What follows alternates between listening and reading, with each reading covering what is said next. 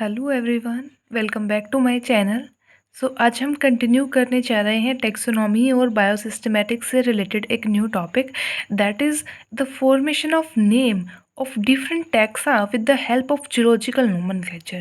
As we know, zoological nomenclature के अंदर जो है रूल्स बताए जाते हैं कि किसी भी स्पीसीज़ जो है उसका नेम जो है वो कैसे होगा, किसी भी फैमिली है उसका नेम कैसे होगा, कोई भी जीनस है, कोई भी फाइलम है।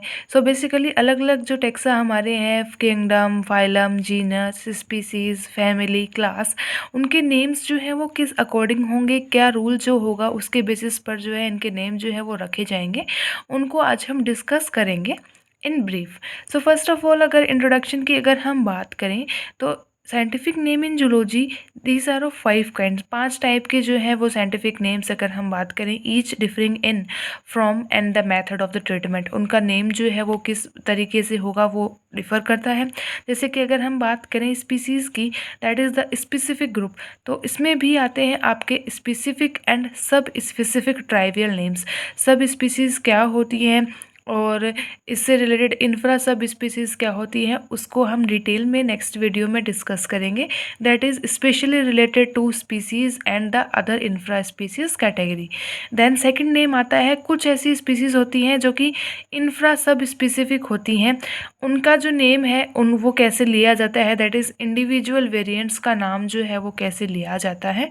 Then generic group, that is genus के और सब जीनस के जो नेम्स हैं वो कैसे डिज़ाइन किए जाते हैं।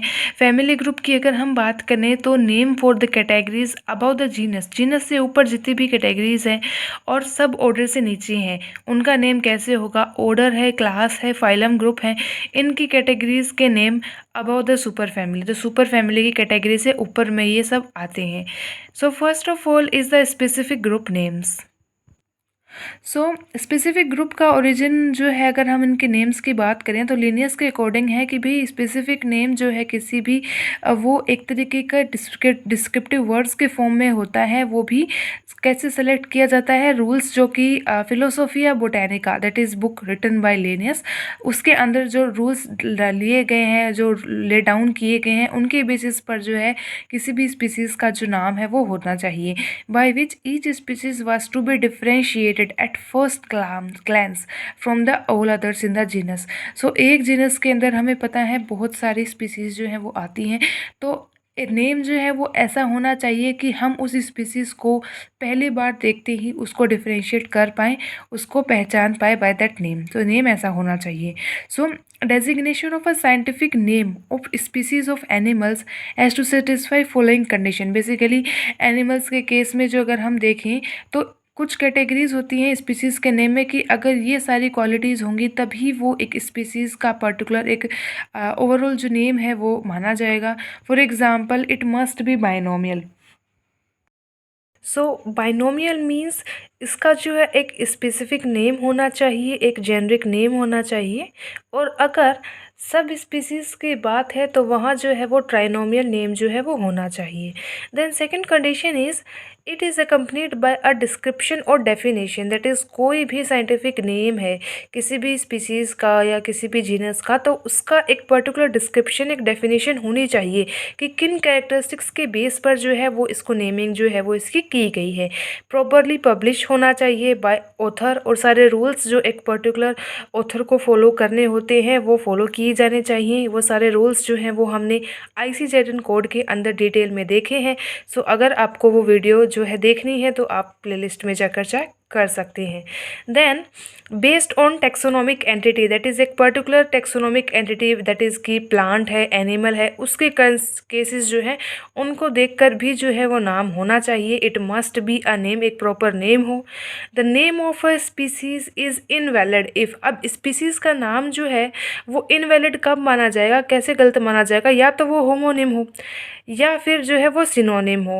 होमोनिम बेसिकली और सिनोनिम क्या होते हैं, हमने पहले के जो प्रीवियस वीडियो है, that is in the principle of priority part 1 and 2, उसमें हमने डिटेल में डिस्कस किया है, तो आप वहाँ पे जाके चेकआउट कर सकते हैं कि क्यों जो है होमोनिम और सिनोनिम अगर हैं, दैट इज़ प्रीवियस नेम अगर है सेम जीनस का या डिफरेंट जो है आपके टेक्सा का, सिनोनिम के केस में और होमोनिम के केस में, तो वो इनवैलिड माना जाएगा। तो सबसे पहले आता है that is binomial nomenclature. Binomial nomenclature basically क्या है, एक टाइप का एक्सप्रेशन है या एक टाइप का सिस्टम है जो कि लिनियस ने इस्टेब्लिश किया था 1758 के अंदर, और इससे रिलेटेड जो रूल्स हैं वो आर्टिकल 2 के अंदर लिखे गए हैं ICZN कोड के अंदर। सो बेसिकली क्या है कि इसके अंदर जो है वो सब जेनेरा का नेम जो है वो हमेशा यूनिनॉमिनल होगा, और बाकी सारे जो केसेस हैं, जीनस है, स्पीसीज़ हैं, वो बाइनोमियल होंगे, और जो सब स्पीसीज़ हैं उनका नेम जो है वो ट्राइनोमियल होगा।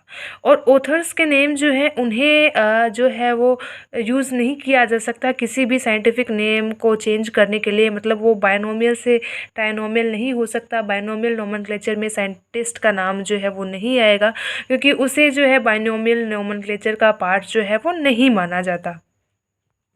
Then comes nomina nuda, that is, इससे क्या कहता है, ये जो कंसेप्ट है कि एक पब्लिश्ड नेम जो है, जो आर्टिकल 25 है ICZN का, उसके रिक्वायरमेंट्स को अगर पूरा नहीं करता तो उसे जो है वो नाम जो है वो कंसिडर नहीं किया जाएगा। आर्टिकल 25 क्या है ICZN का, आप वो पर्टिकुलर वीडियो कंसिडर कर सकते हैं, उसमें जो है वो डिटेल्स में सारी कंडीशंस जो हैं वो दी हुई हैं। Then pre-Linnaean names, that is names published prior to January 1 1758, क्योंकि 1758 में हमें पता है लिनियस ने बाइनोमियल नोमेनक्लेचर का कंसेप्ट दिया था, तो उससे पहले के जो भी नाम हैं उन्हें जो है प्रीलिनियर नेम्स जो है वो कहा जाता है, और उनका कोई भी स्टेटस जो है वो वैलिड नहीं है, और उन्हें जो है वो लीगल नहीं माना जाता। Then next is nomina dubia, that is available evidence which is insufficient to permit the identification of species। की स्पीसीज़ आइडेंटिफाई तो हो गई, लेकिन उनका जो डिस्क्रिप्शन है, उनकी जो डेफिनेशन है वो इतनी सफिशिएंट नहीं है कि उनका एक प्रॉपर नेम जो है वो उसे दे सके। तो ये जो कंसेप्ट है वो है नोमिना ड्यूबिया का, तो इसके अकॉर्डिंग जो है वो स्पीसीज़ का नाम जो है वो नहीं रखा जाना चाहिए। Then hypothetical names, that is it has no status in nomenclature. कोई भी हाइपोथेटिकल नेम है, दैट इज़ कोई भी मिथिकल बीइंग्स हैं जो पुराने जो हैं, जिनके बारे में हमें सॉलिड एविडेंस नहीं पता कि वो रहे होंगे क्या नहीं, वो एनिमल्स या वो क्रिएचर्स, लेकिन फिर भी हमने उनको कोई एक पर्टिकुलर नाम दे दिया, तो वो नाम जो है वो वैलिड नहीं माना जाएगा, उनका नोमेनक्लेचर में कोई भी स्टेटस नहीं है। फॉर एग्जांपल अगर हम बात करें, सो पिथेकैंथ्रोपस हेकल ने ये नाम दिया था 1866 में। वो किसके ऊपर बेस था, एक मिथिकल बीइंग, दैट इज़ एक मिसिंग लिंक माना जाता है एप और मैन के बीच में। ओके, सो इसलिए जो है इसका कोई भी स्टेटस इस नाम का नहीं है रूल्स में, इसको जो है वो वैलिड नहीं माना जाता। वैलिड नेम वही होगा जिसका कोई एक्चुअल स्पेसिमेन जो है वो पाया जाए।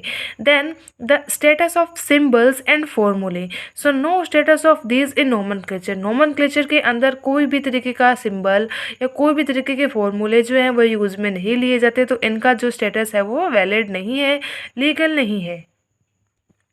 सो now the next thinking is the formation of specific tribal names, की स्पीसीज़ के नेम्स जो हैं वो उनका फॉर्मेशन कैसे हो। सबसे पहला कंसेप्ट जो आता है that is of adjective, Hindi में जिसे हम विशेषण कहते हैं, दैट इज़ एक पर्टिकुलर कैरेक्टरिस्टिक्स को स्पेसिफाई अगर कोई करता है तो उससे रिलेटेड उसका नाम जो है वो कैसे रखा जाए। जैसे कि if an adjective has been selected for specific trivial name it must agree grammatically with the generic name. मतलब चलो ठीक है, कोई जैसे कि फॉर एग्जांपल कोई फ्लावर है तो उसका नाम जो है उसके कैरेक्टरिस्टिक्स के बेस पे हमने रख दिया, उसके जो फीचर्स है उसके बेस पे रख दिया, लेकिन वो जीनस जो है उसके नाम के साथ भी मैच होना चाहिए। जैसे कि अगर हम बात करें example Albus, Albus means white, तो मैस्कुलिन जीनस अगर हमें लगाना है मतलब, तो उसके लिए जो है इसका नाम होगा टर्डस एल्बस, और अगर फेमिनाइन जीनस करना है तो इसका हो जाएगा मुस्किया कापा एल्बा, एंड अगर न्यूट्रल जीनस है दैट इज़ नॉट फीमेल और मेल तो उसका हो जाएगा डाइसियम एल्बम।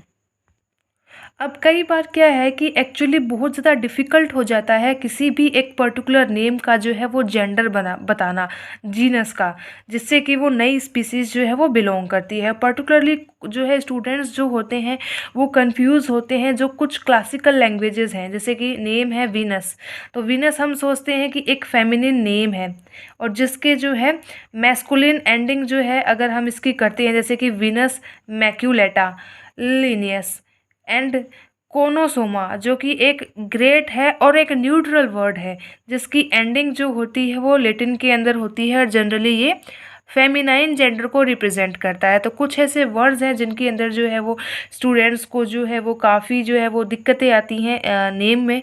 सो साइंटिस्ट ने जो है कुछ क्राइटेरिया जो है वो डिसाइड कर दिया बेसिकली। अगर लैटिन की अगर हम बात करें, अ नाउन दैट इज़ कोई भी नेम जो है उसकी एंडिंग अगर लास्ट में ई और एस से हो रही है, that is usually for feminine name.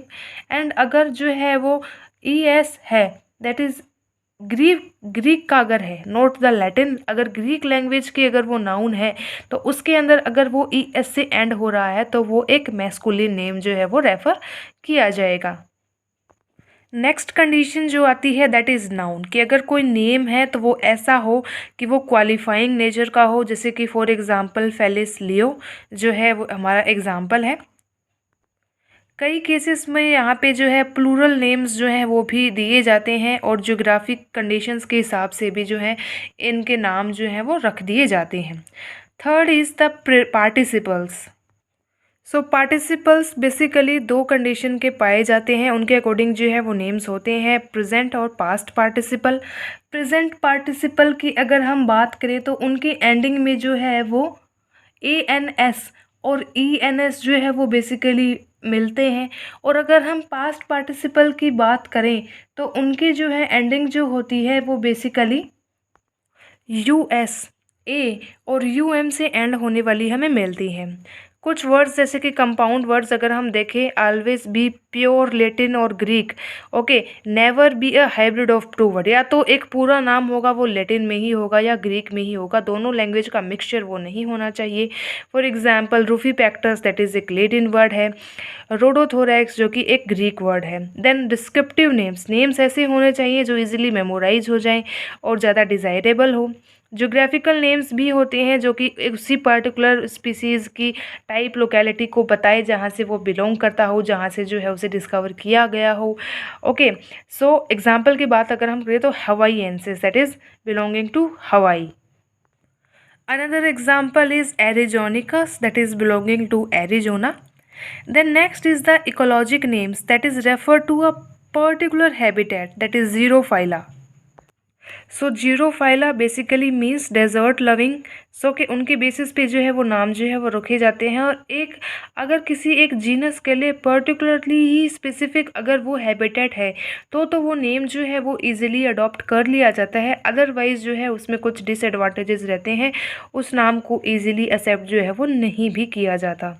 Then कुछ नॉन क्लासिकल नेम्स हैं that is barbaric names, for example जिक जैक। सो इन नेम्स को है बेसिकली पास्ट में ही रिजेक्ट कर दिया गया था। Then the patronymic names that is based on the surname of the collector, that is the surname जो होगा उस पर्टिकुलर करेक्टर का, उस पर्टिकुलर टेक्सोनोमिस्ट का, उसके बेसिस पे अगर नेम हो। फॉर एग्जांपल एक नेम है दैट इज़ स्टेम ऑफ लैटिनोसन। अदर एग्जाम्पल की अगर हम बात करें तो फॉर एग्जांपल साइंटिस्ट है लिनियस। सो लिनियस का नेम जो है वो इस तरीके से हो सकता है that is Linnaei. Fabricius another एक साइंटिस्ट है, उसका नेम जो है वो हो सकता है फेब्रेसी एक्सेट्रा। और ये जो है बेसिकली जो नेम है दैट इज़ जो पेट्रोनिमिक नेम्स जो हैं वो एक पर्टिकुलर टेक्सोनोमिस्ट को एक रिकग्निशन देने के लिए जो है वो यूज़ में लिए जाते हैं कि उस इंडिविजुअल कलेक्टर का, उस इंडिविजुअल टेक्सोनोमिस्ट के जो एफर्ट्स रहे हैं उनको एक आइडेंटिफिकेशन जो है वो मिल सके। So this is part 1 of the video. In next video में हम सब स्पेसिफिक नेम्स जो हैं वो कैसे बनाते हैं, फैमिली नेम कैसे बनाते हैं, जीनस का नेम कैसे बनाते हैं, कौन से रूल्स जो हैं उनके नेम को बनाने के लिए फॉलो किए जाते हैं, उनको भी डिटेल में पढ़ेंगे। So stay tuned for the next video. Thank